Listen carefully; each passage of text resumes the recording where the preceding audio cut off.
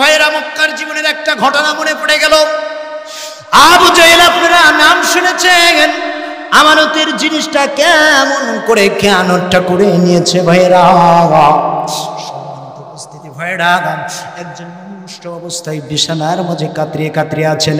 এমন তো অবস্থায় মক্কার জমিনে আবু জাহেল সবচাইতে বড় লিডার। এই আবু জাহেল ডাক দিয়ে বলতেছ, মানুষ শোনো ভাই, সজ্জাটা হয়ে গেছো, তুমি এখন বিদায় নিয়ে চলে যাবা। এমন সময় ওই যে আমার উদ্ধারিটা, যেই মানুষটা মনুষ্য অবস্থায় বিছানার মাঝে কাতরিয়ে কাতরিয়ে পড়ে গেছে, ওই মানুষটা ডাক দিয়ে বলতেছে, ও লিডার শোনাও, আমি তো চলে যাব, মরণ পথের যাত্রী, আমি তো মরণের মাঝে ঢলে পড়ে যাব। সুতরাং আমার দুইটা কলিজার টুকরো ছোট ছোট সোনামণিরা আছে, সম্পদগুলো তোমার কাছে রেখে গেলাম। আমার শৈশব সন্তানগুলো যখন শৈশবে যখন পাটা রাখবে, আমার সন্তানগুলো যখন বড় হয়ে যাবে, আমার সন্তানকে এই সম্পদগুলো তুমি বুঝিয়ে দিও। আবু জাহেল বলতেছে, ও ভাই চিন্তা করো না, তোমার সন্তানগুলো যখন বড় হয়ে যাবে, আজকে যে সম্পদগুলো গুচ্ছিত আমার কাছে রেখে গিয়েছ, এই গুচ্ছিত সম্পদগুলো সেই দিন তোমার কাছে তোমার ছেলেদের পৌঁছিয়ে দেব। বলি সুবহানাল্লাহ। আল্লাহ পাক রব্বুল আলামিনের হাবিবুল্লাহর কাছে সাহাবায়ে কিরাম জিজ্ঞাসা করলেন, ইয়া রাসূলুল্লাহ, নবী গো, এমন কিছু বিষয় আমাদেরকে শুনিয়ে দেন যে বিষয়গুলো আমল করে আল্লাহর জান্নাত অতি নিকটে থেকে যায়। বলি সুবহানাল্লাহ। আল্লাহর নবী ডাক দিয়ে বলেন, ও আমার সাহাবীরা, তোমরা শোনো, যেই ব্যক্তিটা 6টি জিনিসের নিশ্চিত দিয়ে দিতে পারবে, আমি রাসূল বলে দিলাম রে, ওই ব্যক্তিটাকে জান্নাতের জামিনদার আমি রাসূল হয়ে গেলাম। আল্লাহর রাসূল বলেছেন, قال إدمان لي سنت من أنفسكم أدمن لكم الجنة। জোরে বলি আল্লাহু আকবার। আল্লাহ রাসূল জানিয়ে দিচ্ছেন, ও উম্মতরা শোনো, তোমরা যেই ব্যক্তিটা 6টি জিনিসের নিশ্চিত আমি রাসূলকে দিয়ে দিবে, আমি রাসূল বলে দিলাম ওই উম্মতের জন্য জান্নাতের জামিনদার আমি রাসূল হয়ে গেলাম। সাহাবায়ে কিরাম জিজ্ঞাসা করলেন, ইয়া রাসূলুল্লাহ, আমাদেরকে দ্রুত সেই 6টি বিষয়ের কাজগুলো জানিয়ে দেন। এই পৃথিবীর জমিন থেকে 6টি বিষয় কাজ করলে পারে যদি আমরা রাসূল জান্নাতের যদি জামিনদার হয়ে যাই গো, পৃথিবীর জমিনে আর কি কোনো মানুষের ভয় আছে নাকি বলেন? কারণ উম্মতের কান্ডার, রহমতের ভান্ডার, নবীদের সরদার যদি আমাদের জান্নাতের জামিনদারিটা হয়ে যায় রে, আল্লাহর কসম করে বলি, ওয়াল্লাহি বিল্লাহি তাল্লাহি, আল্লাহর শপথ করে বলি, ওই মানুষটার কিন্তু আর কোনো ভয় নাই। জোরে কোন কথা ঠিক কিনা?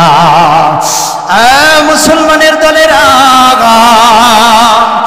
এইবার সাহাবায়ে কিরাম ডাক দিয়ে বলতেছেন, ইয়া রাসূলুল্লাহ, ইয়া হাবিবাল্লাহ, নবী গো, একবারের জন্য বলেন সে 6টি বিষয় কি বিষয়? আল্লাহর নবীজি ডাক দিয়ে বলেন, ও সাহাবীরা তোমরা শোনো, as-সিদ্দিকুন, 1 নম্বরে তোমরা যখন কথা বলবা গো, 1 নম্বরে তোমরা সদা সত্য কথা বলবা। আজকে আমাদের মাঝে সত্য কথা আছে বাজান? বলেন তো দেখি। সত্য কথা নাই, অথচ জান্নাতে যাব, জান্নাতে যাব, জান্নাতে যাব, কথাগুলো কিন্তু আমাদের মুখ দ্বারা কিন্তু ঠিকই বাড়াচ্ছে। জোরে কোন কথা ঠিক কিনা? আর মুসলমানেরা শুধু তাই নয়, আল্লাহর রাসূল বলছেন, ও আমার প্রিয় সাহাবীরা রে, তোমরা যদি 6টি জিনিসের যদি নিশ্চিত যদি দিতে পারো আমি রাসূলকে, আমি রাসূল এত সুন্দর জান্নাতের নিশ্চিতটা তোমাদেরকে দিয়ে দেব। তার প্রথম নাম্বার হলো, তোমরা যখন কথা বলবা, এই কথার ভিতরে যেন মিথ্যার যেন লিলিসটা যেন না থাকে, মিথ্যাটা যেন তোমাদেরকে স্পর্শ না করতে পারে। কিন্তু আমরা আজকে শয়নে স্বপনে উঠোনে বসনে সব জায়গায় মিথ্যা আছে না নাই? বলেন তো দেখি। প্রতিটা জায়গায় মিথ্যা কথা, অথচ আমরা কিন্তু বলে দিয়েছি আমরা জান্নাতে যাব, জান্নাতে যাব। ও মুসলমান, এই মিথ্যা কথা বলে জবান দ্বারা ওই জান্নাত আপনার জন্য, লা আদ্রি মান তাহাতি ইলাল জান্নাতি, জান্নাত আপনার জন্য একেবারে নিকটবর্তী হবে না, দূরবর্তী হয়ে যাবে। জোরে কন্যা নাউজুবিল্লাহ। আল্লাহ তাআলা রব্বুল আলামিন বলতেছে, ও পৃথিবীর মানুষ তোমরা শোনো, এই পৃথিবীর জমিনে মিথ্যা এমন একটা জিনিস, মিথ্যাকে মিথ্যে দিয়ে কখনো সত্যকে ঢেকে রাখা যাবে না। যাবে কি বলেন তো দেখি?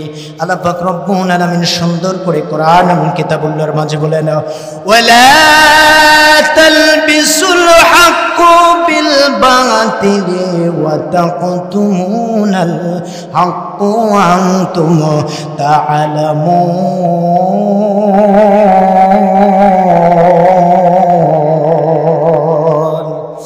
আল্লাহ জানিয়ে দিচ্ছে, শোনো তোমরা, ও আমার বান্দারা শোনো, তোমরা সত্য মিথ্যা একেবারে মিশ্রিত করো না। কার ঘোষণা বলেন তো দেখি? আল্লাহ তাআলা রব্বুল আলামিনের ঘোষণাকে আমরা কি মানব না, মানব না বলেন তো দেখি? এই মিথ্যা বললে জবানের একেবারে জবানটা নষ্ট হয়ে যাবে। আর এই জবান দ্বারা যতই ইবাদত বন্দেগী করেন না কেন, ও আমার সাদাতপুরের জমিনবাসীরা, যতই কথা বলেন না কেন, যতই দোয়া আল্লাহর দরবারে করেন না কেন, খোদার কসম করে বলি, একটা দোয়াও আপনার আল্লাহর দরবারে গ্রহণযোগ্য হবে না।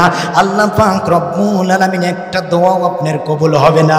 তাইলে চিন্তা করে দেখেন, দোয়া যদি আল্লাহর দরবারে যদি কবুল না হয়, তাইলে জান্নাতটা কেমন করে পাবেন? চিন্তা করে দেখেন মুসলমান। তাহলে আমাদের সত্য কথা বলা দরকার আছে না নাই? আছে তো, নাকি বলেন?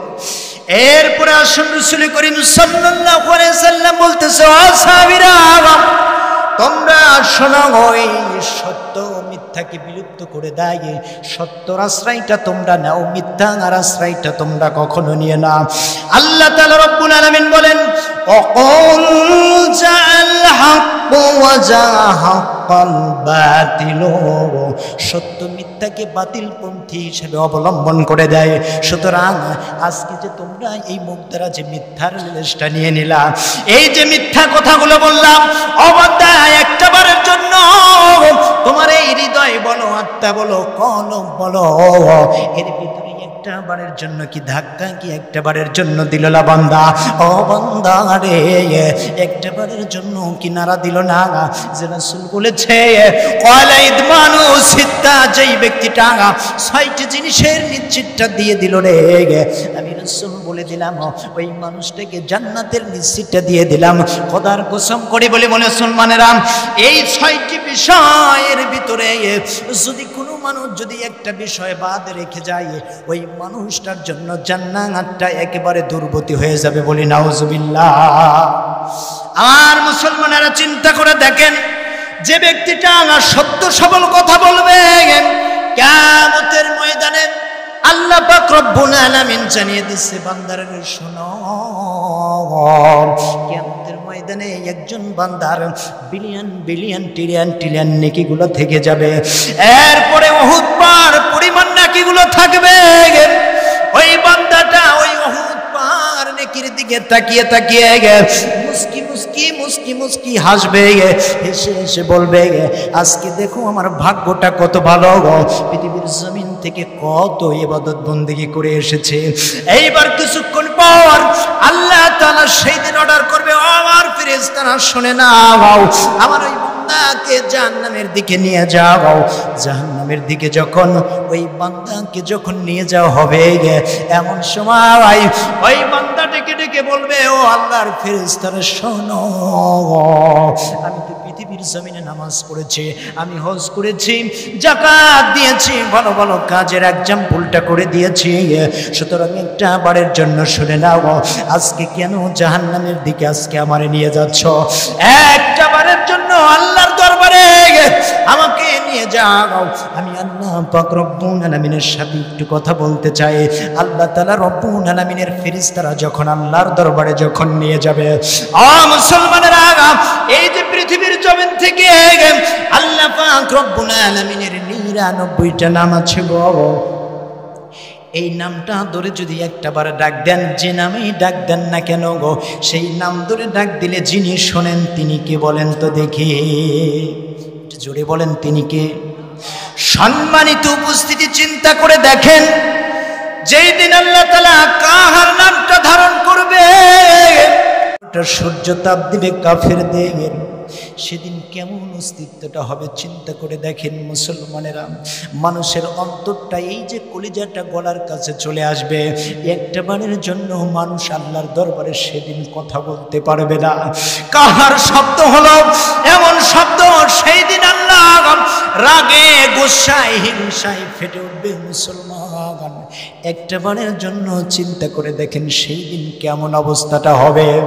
ওই যেই মানুষটা উহুদ পাহাড় পর্যন্ত বিলিয়ন বিলিয়ন ট্রিলিয়ন ট্রিলিয়ন নেকিগুলো আছে, ওই মানুষগুলোকে যখন ফেরেশতারা যখন আল্লাহর দরবারে বিচারের ময়দানে বিচারের কাঠগড়াতে যখন উপস্থাপন করার সঙ্গে সঙ্গে আল্লাহর দরবারে মানুষটা বলবে, আল্লাহ তাআলা পৃথিবীর জমিনের তোমার এমন কোনো কথা নাই, আমি মানি নাই। হজ করেছি, সামর্থ্য ছিল হজ করেছি, নামাজ পড়েছি, রোজা ফরজ ছিল করেছে, আল্লাহ তাআলা যাকাত ফরজ ছিল যাকাত দিয়েছে, ভালো কাজের এক্সাম্পলগুলো করেছে।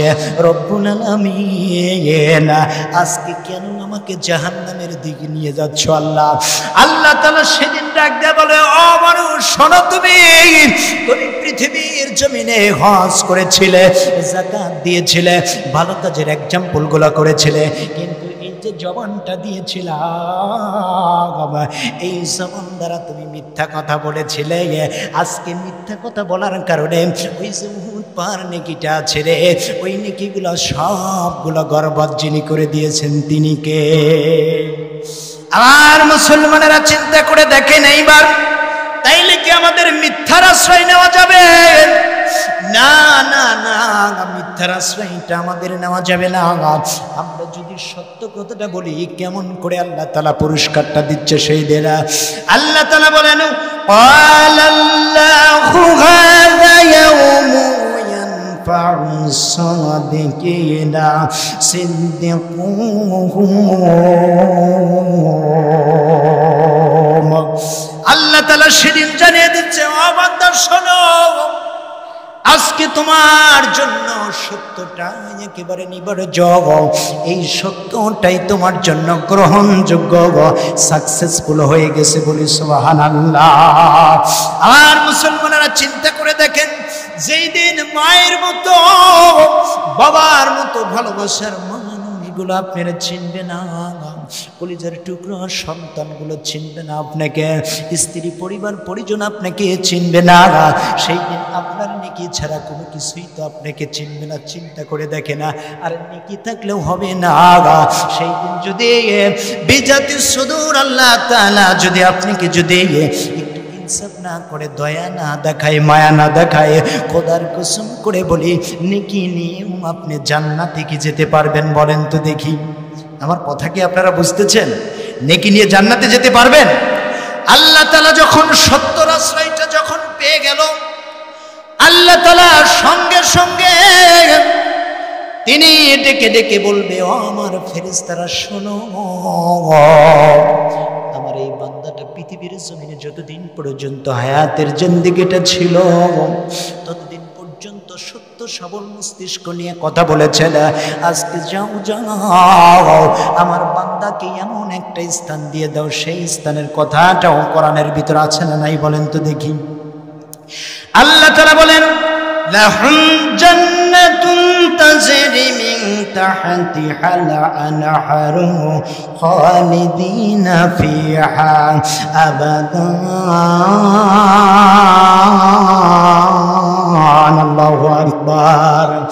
আল্লাহ জানিয়ে দিচ্ছে, ও আমার ফেরেশতারা শোনো, আমার এই বান্দাটা পৃথিবীর জমিন থেকে সত্যটা নিয়ে এসেছে।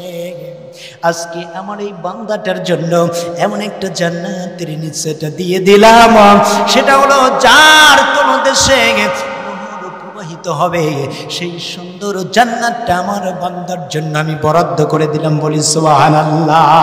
তাইলে আমাদের সত্য কথা বলা দরকার আছে না নাই বলেন তো দেখি? সম্মানিত উপস্থিতি ভাইরা, একটা বাড়ির জন্য মিথ্যার লেশটা নিবেন না বাজানা। মিথ্যা কথা বলে যদি কোনো মানুষ যদি আপনি মিথ্যা বলে যদি অতিবস্ত করে যান, এই মিথ্যাটা একেবারে সত্য মিথ্যাকে ধ্বংস করে দেয়। সুতরাং এই জবানটা দিয়েছে আল্লাহ তাআলা রব্বুল আলামিন, তো পবিত্র করে জবানটা আল্লাহ তাআলা হেফাজত করেছে। একবার যখন মিথ্যা কথাটা বলে ওঠেন, এই মিথ্যা কথাটা বলার সঙ্গে সঙ্গে যিনি আপনার জবানটাকে অপবিত্র করে দেন তিনি কে? এরপরে সাহাবায়ে কিরাম বললেন, ইয়া রাসূলুল্লাহ, 2 নম্বরে একটা বারের জন্য শুনেন, 2 নম্বরে আমাদের কি জানিয়ে দিবেন না? 2 নম্বরে কি? আল্লাহ পাক রব্বুল আলামিন বললেন, ওয়াদাতু, যদি তোমরা কোনো মানুষকে যদি ওয়াদা দাও, ওয়াদাটা যেন খেলাফ যেন না হয়ে যায়, বর খেলাফটা যেন না হয়ে যায়, ওয়াদাটা পালন করার জন্য চেষ্টা করো। আজকে যদি আমরা কোনো মানুষকে যদি ওয়াদা দেই, আমরা কি ওইটা পালন করার চেষ্টা করি? বলেন তো দেখি। আমার কথা মনে হয় আপনারা বুঝতেছেন না। লিল্লাহি তাকবীর, লিল্লাহি তাকবীর। প্রধান বক্তার আগমন, প্রধান বক্তার আগমন, লিল্লাহি তাকবীর।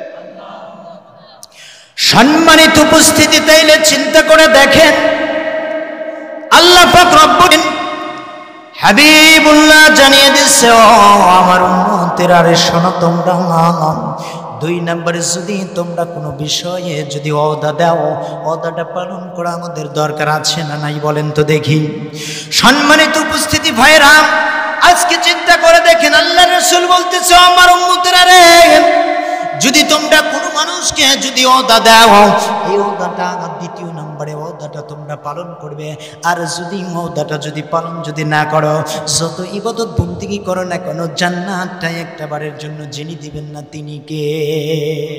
আজকে অনেক সময় কিন্তু আমরা অনেক মানুষকে কিন্তু কথা বলি, ও ভাই অমুকটার সময় কিন্তু তোমার সাথে দেখা করব, অমুকটার সময় কাছ থেকে এই পাওনাটা নিয়েছে, এই পাওনাটা তোমাকে ফেরত দিয়ে দেব।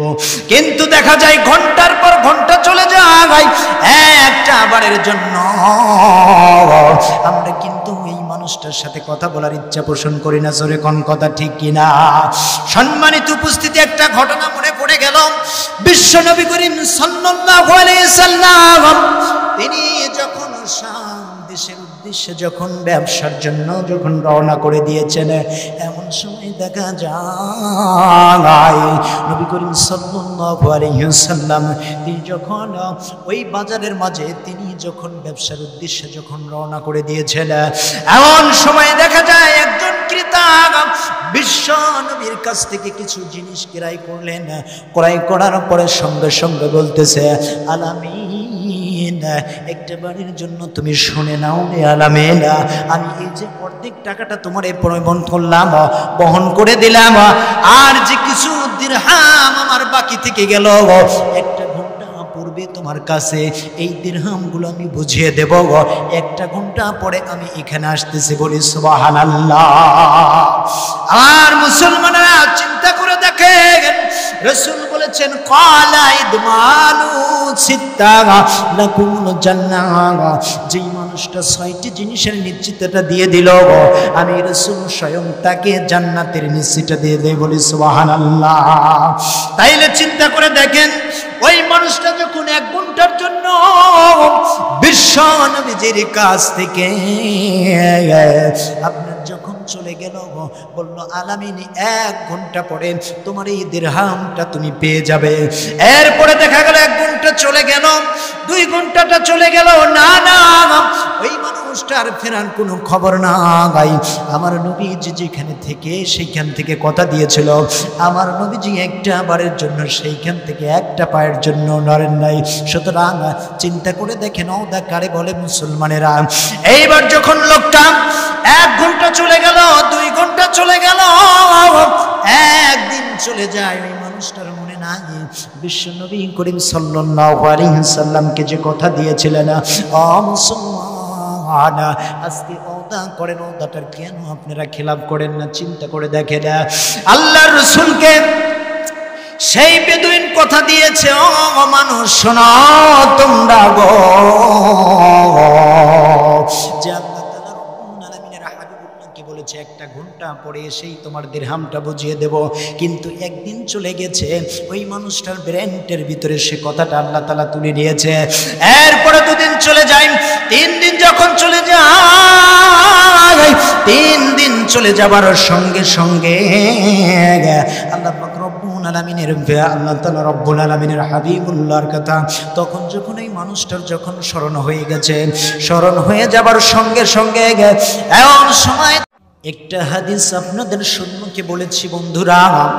এরপরে প্রথম নম্বরে বলেছি মিথ্যার লেলিশকা, মিথ্যার কাছে আমাদের যাওয়া যাবে না। দ্বিতীয় নম্বরে কাউকে যদি ওয়াদা দেওয়া হয়, ওয়াদাটা স্বেচ্ছায় আপনার পালন করতে হবে। মুসলমানেরা বলতেছিলাম 3 দিন হয়ে গেছে, 3 দিন পর যখন ওই বেদুইন মানুষটার যখন মনে পড়ে গিয়েছে, মনে পড়ে যাবার সঙ্গে সঙ্গে দেখা যায় দৌড়ে হাঁপিয়ে হাঁপিয়ে বিশ্ব নবীজির কাছে চলে আসলেন। আর নবীজির কাছে চলে এসে বলতেছে, ও মুহাম্মদ শোনো, আজ থেকে 3 দিন পূর্বে তোমার কাছ থেকে একটা জিনিস ক্রয় করে কিছু দিরহাম তোমাকে দিয়েছিলাম, আর কিছু দিরহাম বাকি রেখেছিলাম। মুহাম্মদ রে, আমি আবাদতে ভুলে গিয়েছি, আমাকে দারুণ বিপদের মাঝে ফেলে দিয়েছিল।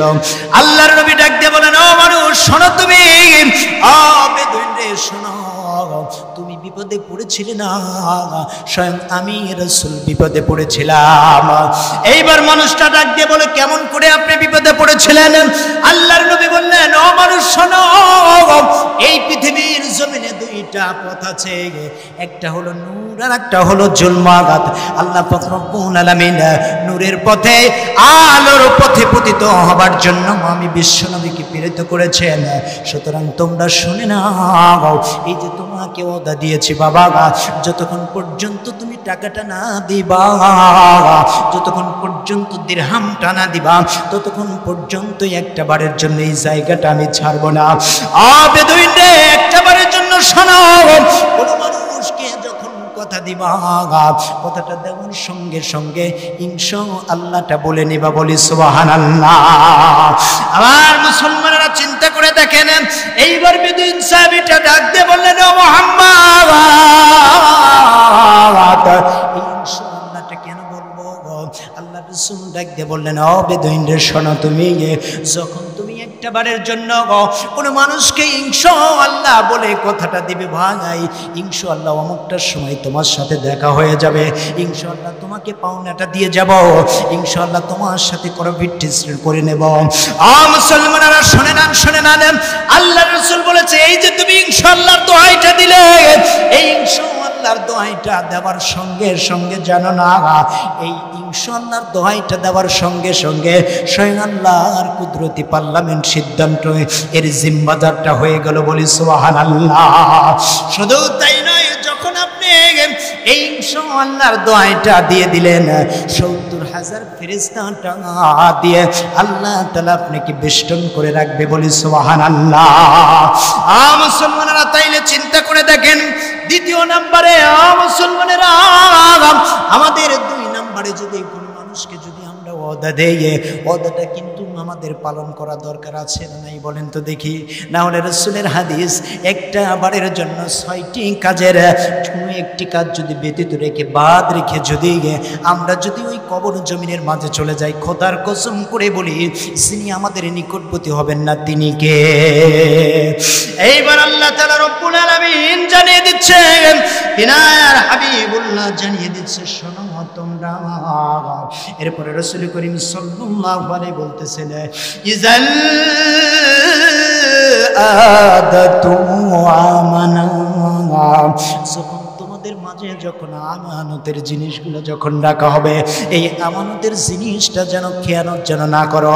আজ আমার বাংলার জমিনের দিকে তাকিয়ে দেখে না, আমানতের জিনিসটা আজকে খেয়ানত আছে নাকি নাই বলেন তো দেখি? আমানতের জিনিস, আপনার কাছে একটা টাকা রাখলো, সম্পদ রাখলো, পয়সা রাখলো, ওই জিনিসটা আমানতের জিনিস, খেয়ানত কখনো করা যাবে না। একটা বারের জন্য আপনারা গভীর মনোযোগটা দিয়ে দেন।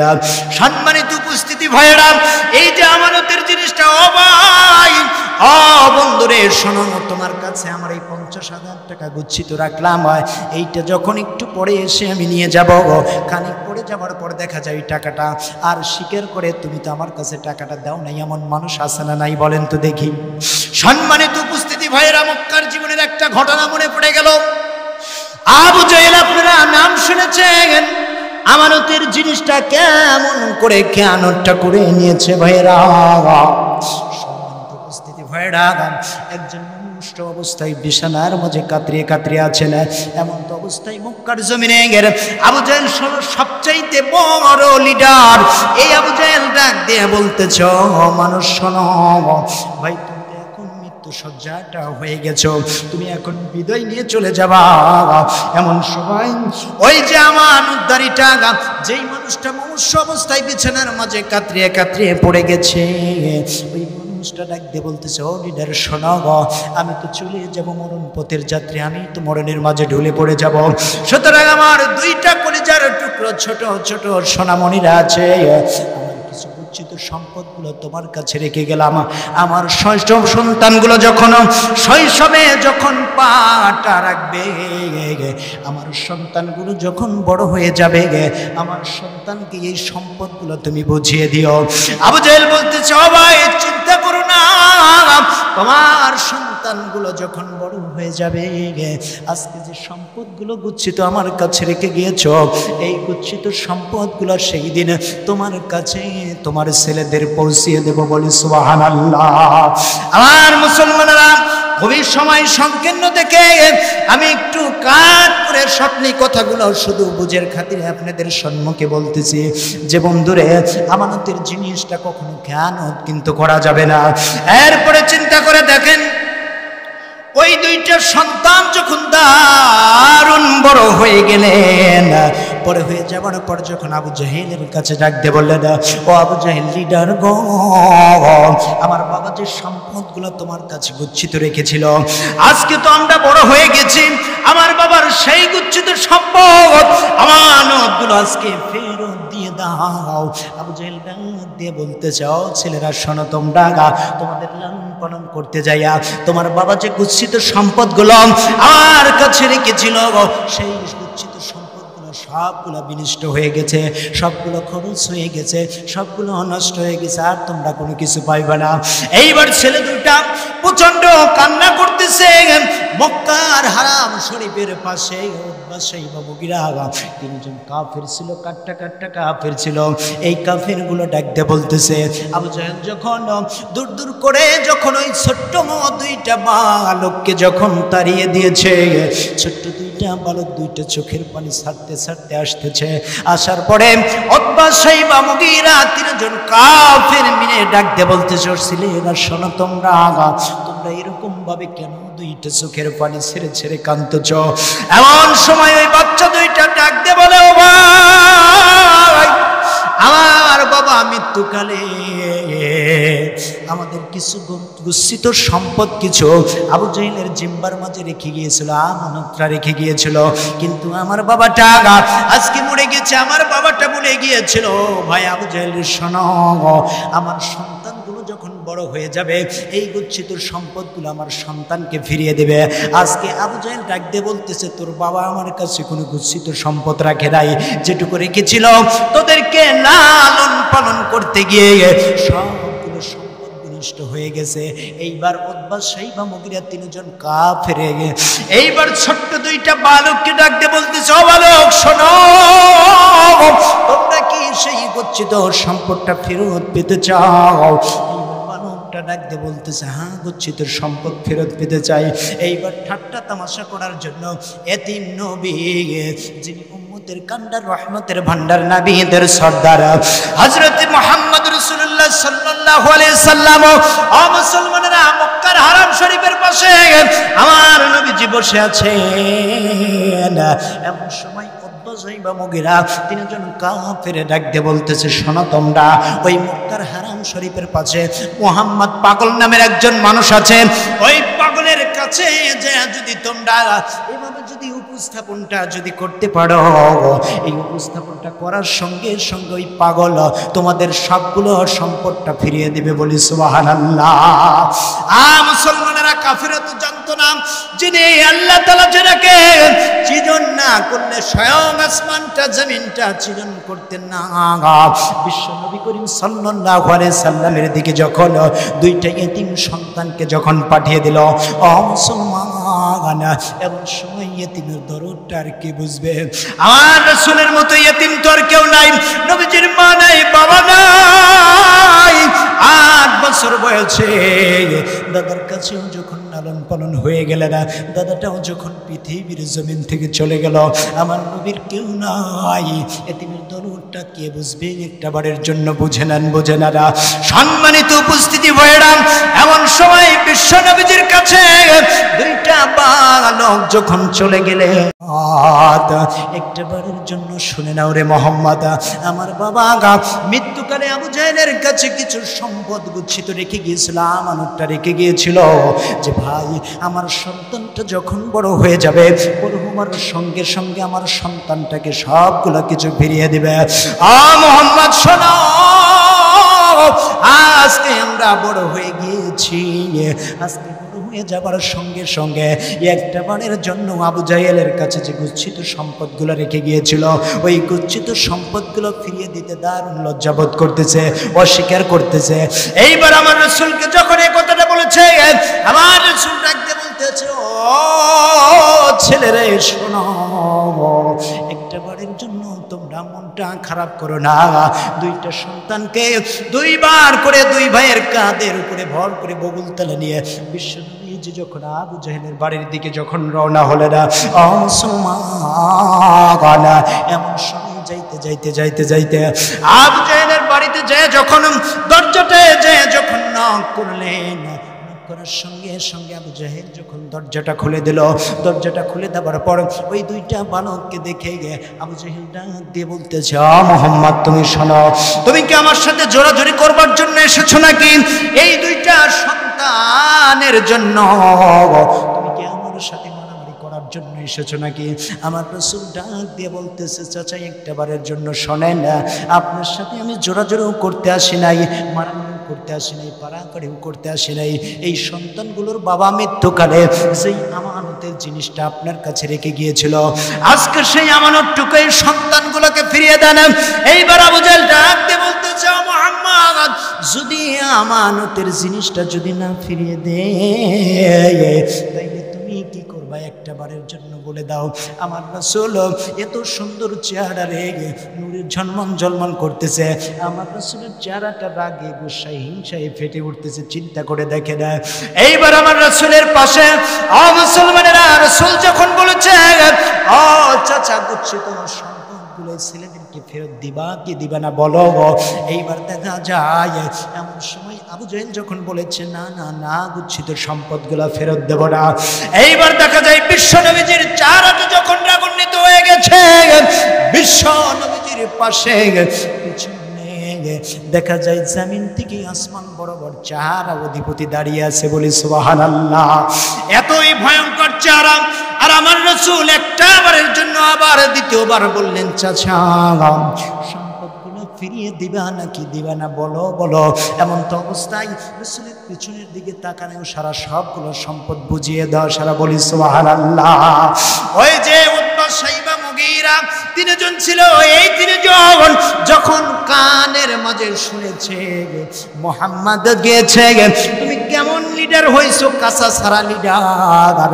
মুহাম্মদ একজন ফকিন্নি মানুষ, মুহাম্মদ গেল আর সন্তানের সম্পদগুলো আমানতের জিনিসটা ফিরিয়ে দিলে। এইবার আবু জাহেল রাগতে বলতেছে, ও তোমরা শোনো, আমি কি কম দুঃখে ফিরিয়ে দিয়েছি নাকি? তুমি জানো না মুহাম্মাদের পিছনে আবু বকর শক্তি আছে বড়, বলেন সুবহানাল্লাহ। ওরে নেতা সকলেরা তোমরা শোনো গো, আমার চেলা চামান্ডেরা তোমরা শোনো গো, মুহাম্মদ একলা গেলি তো জীবন বড় ওই আমানতের জিনিসটা ফিরিয়ে দিতাম না, কিন্তু মুহাম্মাদের পিছনে জমিন থেকে আসমান বরাবর চেহারার একজন দাঁড়িয়ে ছিল গো, আমি ভয়ে আমার কলিজাটা গলার কাছে চলে এসেছে। অতএব কি আছে, সবগুলো সম্পদ আমি ফিরিয়ে দিই।